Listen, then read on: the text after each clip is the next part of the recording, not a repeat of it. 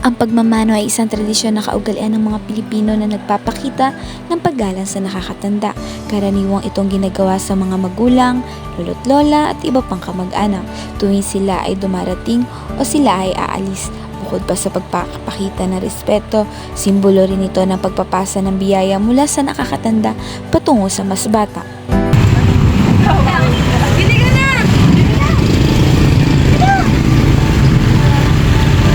Ang pagtangkilik sa sariling produkto ay isa sa nagpapakita ng pagmamahal at suporta sa sariling bansa sa pamamagitan ng pagbili at paggamit ng lokal na produkto. Tumutulong din ito sa pagpapalago ng ekonomiya ng bansa at nagbibigay ng kabuhayan sa mga kapwa Pilipino.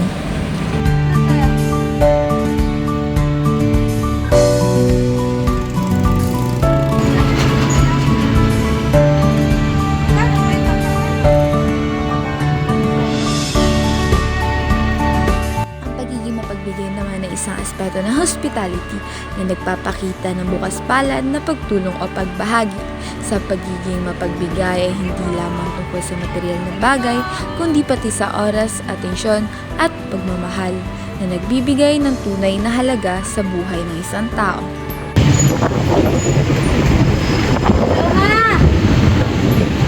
Pauwi na po. Check ko lang kung may pumasahe pa ako.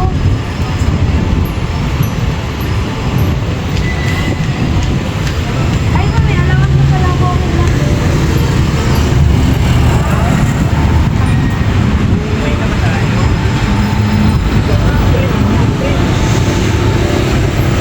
Ay, kapulin mo!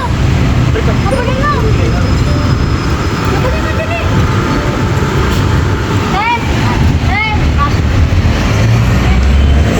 Bilang isang Pilipino, ang pagiging tapat ay hindi lamang personal na responsibilidad kundi isang mahalagang ambag sa paghubog ng isang maayos at makatarungang lipunan. Dudol, mamaya ka naman, Tommy.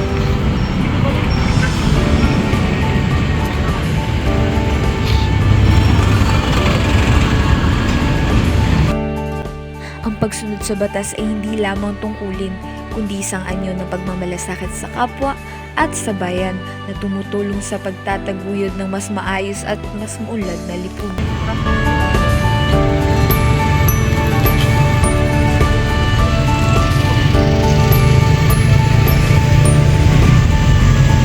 Ay par, baka hindi na pala ako makakaaral ngayong pasukan. Bakit naman? Eh kasi par, wala akong pangbayad sa sa school. Wala rin kasing si mama. Wala si mama sila mamang pera. Wala ka bang trabaho? Wala nga akong trabaho, wala nga akong maisip kung saan ako tatrabaho kasi tsaka baka wala naman sa akin tatanggap na kumpanya eh. Paano yan? Sayang naman. Baka may alam kang trabaho par na pwede kong mapasukan. Susubukan kong maghanap.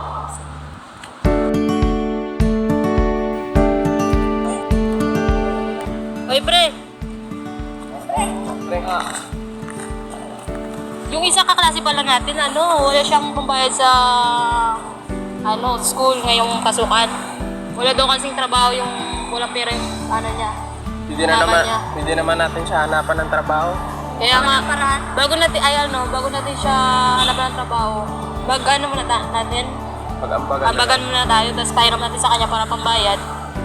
Para hindi siya Bagay, pwede rin naman pagka unang sweldo niya, babayad niya sa atin, pwede naman.